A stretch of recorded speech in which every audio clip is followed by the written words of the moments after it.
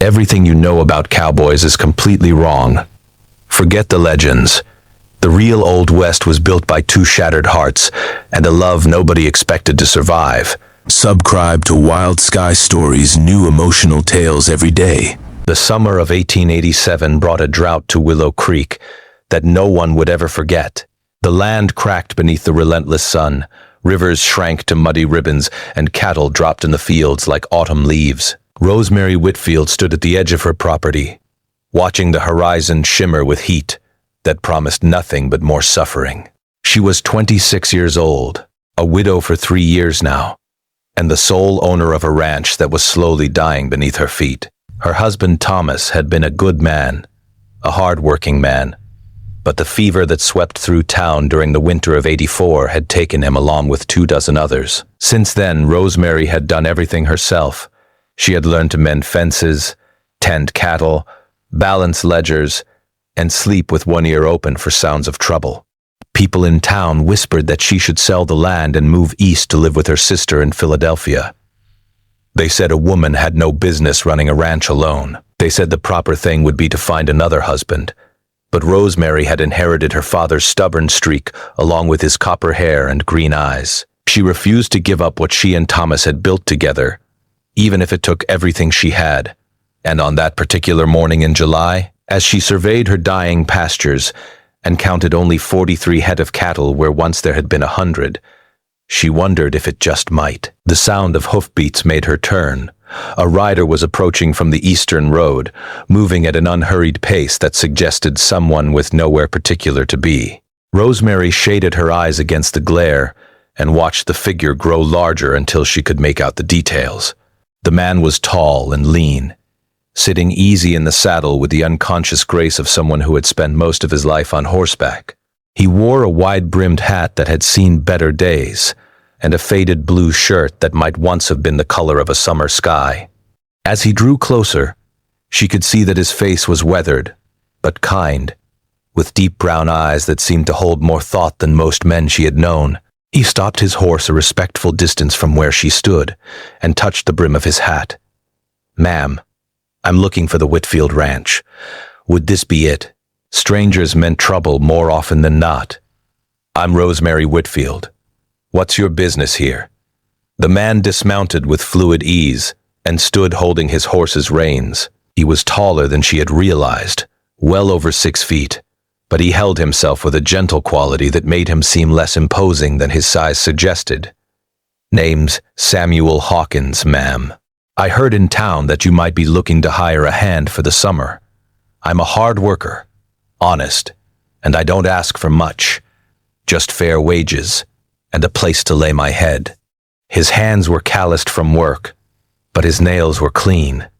His clothes were worn but well mended, and there was something in his eyes that she could not quite name, a depth that seemed out of place in the usual drifters who came looking for ranch work. "I'll be honest with you, Mr. Hawkins. I can barely afford to feed my cattle, let alone hire help. The drought has just about finished me."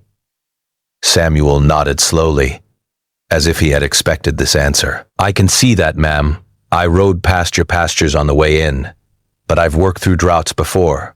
I know a few things that might help, if you'll give me the chance to show you." There was no boasting in his voice, no false confidence. He spoke simply, as if stating facts about the weather or the time of day. Rosemary found herself wanting to believe him, though experience had taught her to be careful with hope. "What sort of things?" she asked. Samuel looked out across her parched land, and something shifted in his expression. "My father was a rancher in Texas. When I was a boy, we went through a drought that lasted 3 years. Most folks around us gave up and moved on. But my father studied the land, learned its secrets, found ways to work with it instead of against it. He taught me everything he knew before he passed." He turned back to face her, and for a moment she saw something raw and vulnerable in those brown eyes. "I've been wandering for a long time, ma'am, looking for a place where I might be useful. If you'll let me try, I'll work for room and board only. No wages until the drought breaks and you're back on your feet." Rosemary stared at him. In all her years of running the ranch, no one had ever offered her such terms. Most men wanted their money up front and disappeared at the first sign of hard times. What kind of person would volunteer to work for nothing but food and shelter? Why would you do that? She asked, unable to keep the suspicion from her voice. Samuel was quiet for a long moment. When he spoke again, his voice was softer than before. Because I know what it's like to lose everything, ma'am, and I know what it means when someone believes in you enough to give you a chance. Against her better judgment, Rosemary felt her defenses beginning to crack. There was truth in his words, a weight of experience that could not be faked, and the practical side of her brain reminded her that she had nothing to lose by letting him try. If he failed, she would be no worse off than she already was. All right, Mr. Hawkins, you've got yourself a trial. The bunkhouse behind the barn has been empty for 2 years, but the roof is solid and there's a good bed. We'll see what you can do. Samuel's face broke into a smile that transformed his weathered features, and for a moment Rosemary glimpsed the younger man he must once have been. You won't regret this, ma'am. I promise you that. True to his word, Samuel set to work immediately. Over the following weeks, Rosemary watched in amazement as he implemented changes that seemed almost magical in their effectiveness. He dug a network of shallow trenches to direct what little rain fell directly to the roots of the grass. He identified a spring-fed creek nearly 2 miles away and spent 4 days constructing a series of channels to bring its water closer to the main pasture. He moved the cattle to higher ground where the air was cooler and the sparse vegetation more nutritious. But it was not just his practical knowledge that impressed her. Samuel had a way with animals that bordered on the uncanny. The cattle, normally skittish around strangers, would come when he called them. Her old mare Bonnie, who had bitten 3 different ranch hands over the years, followed Samuel around like a lovesick puppy. Even the barn cats, wild as any that had ever lived, would curl up at his feet when he sat on the porch in the evenings. Those evenings became something Rosemary found herself looking forward to with an intensity that surprised her. After the day's work was done, they would sit on the front porch, watching the sun paint the sky in shades of gold and crimson. Samuel would tell her stories of places he had been, cattle drives through the heart of Texas, winter camps in the shadow of the Rockies, spring roundups on plains that stretched so far the earth seemed to curve. But his stories were different from the tales she had heard from other cowboys. There was no talk of gunfights or outlaws, no boasts of bravery or conquest. Instead, he spoke of the quiet beauty of dawn breaking over a sleeping herd, the satisfaction of helping a calf take its first steps, the way starlight looked reflected in a mountain lake. He recited poetry he had learned as a child, verses by men with names like Wordsworth and Keats, and when she asked him about it, he confessed with a shy smile that he had once been a school teacher before circumstances led him to the ranching life. A school teacher, Rosemary repeated, unable to hide her surprise. How does a school teacher end up working as a cowboy? Samuel's smile faded slightly. It's a long story, ma'am. We've got nothing but time, Mr. Hawkins. He was quiet for so long that she thought he might not answer, but finally he spoke, his voice barely above a whisper. I was married once. Her name was Eleanor. We had a little schoolhouse together in a town called Harmony, down in Oklahoma Territory. She taught the younger children, and I taught the older ones. We had plans to start a family, build a house, grow old together. He paused, and Rosemary saw his hands tighten on the porch railing. There was an epidemic. The same sickness that took your husband took my Eleanor. I tried to save her, ma'am. I prayed harder than I've ever prayed for anything. But she was gone within a week. Rosemary felt her heart constrict. She knew that pain, knew it intimately, the helplessness of watching someone you love slip away, the crushing silence that follows, the way grief can hollow you out until you're nothing but a walking shell. I couldn't stay in that town, Samuel continued. Couldn't walk past that schoolhouse every day knowing she would never be there again. So I left. Started drifting, taking work where I could find it. That was 5 years ago. Without thinking, Rosemary reached out and placed her hand over his. It was the first time she had touched another person with anything approaching tenderness since Thomas had died. Samuel looked at her, and in his eyes she saw a reflection of her own loneliness, her own loss, her own desperate hope that perhaps the future might hold something other than pain. "I'm sorry," she said softly. "I understand. I know you do, ma'am. That's why I stayed."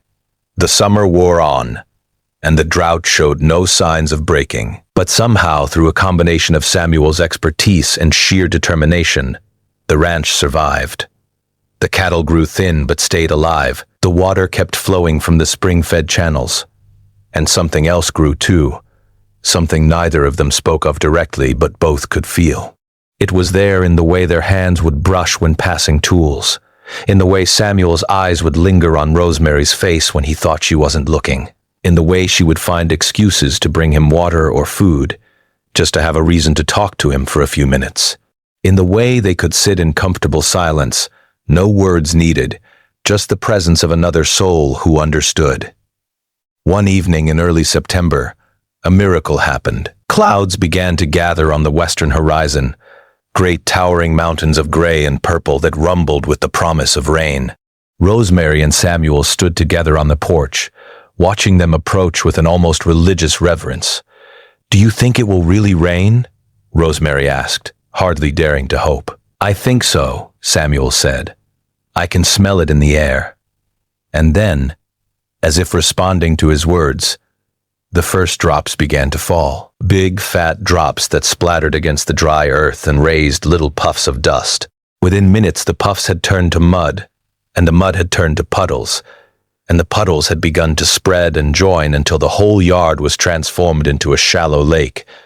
Rosemary let out a cry of pure joy and ran out into the rain, tilting her face up to the sky and letting the water wash over her. She spun in circles like a child, laughing and crying at the same time, all the fear and worry and exhaustion of the past months dissolving in the downpour. When she finally stopped spinning and opened her eyes, Samuel was standing in front of her, as soaked as she was, looking at her with an expression that made her breath catch in her throat. "Rosemary," he said, and it was the first time he had ever used her given name. "I need to tell you something." "Tell me," she whispered. "I came here looking for work, but I found something I wasn't looking for, something I thought I would never find again." He reached out and took her hands in his, and the rain continued to fall around them like a blessing. "I know I'm just a drifter with nothing to offer but my 2 hands and a heart that's been broken more times than I can count.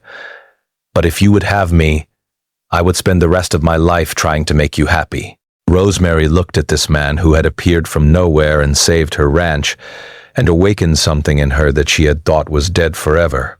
She thought of Thomas, who had loved her truly and well, and she knew that he would want her to be happy. She thought of Eleanor, who had been Samuel's whole world, and she knew that she would want the same. "Samuel," she said, and now she was the one using his given name. "I would have you. I would have you gladly." He pulled her close and held her there in the rain, and she could feel his heart beating against her chest, strong and steady and alive. Neither of them spoke. Neither of them needed to. The rain said everything that needed to be said. The drought broke that night and did not return. The following spring, the pastures were greener than they had been in years, and the cattle grew fat and healthy. Samuel built an addition onto the farmhouse, and Rosemary planted a garden of roses that climbed up the front porch and filled the air with perfume. They were married in the little church in town on a perfect June morning, with wildflowers in Rosemary's hair and a borrowed suit on Samuel's back. The whole town came to witness, and those who had once whispered about the foolishness of a woman running a ranch alone now nodded and smiled and said they had always known things would work out. In the years that followed, Samuel often thought about the journey that had brought him to Willow Creek, the grief that had driven him from one place to another, the loneliness that had followed him like a shadow, the slow loss of hope that had made each sunrise harder to face than the last. He thought about the moment he had first seen Rosemary standing at the edge of her dying pasture, stubborn and fierce and utterly alone, and how something in him had recognized something in her. He never did fully understand what had guided his horse down that eastern road on that particular morning in July. Call it fate, Call it providence.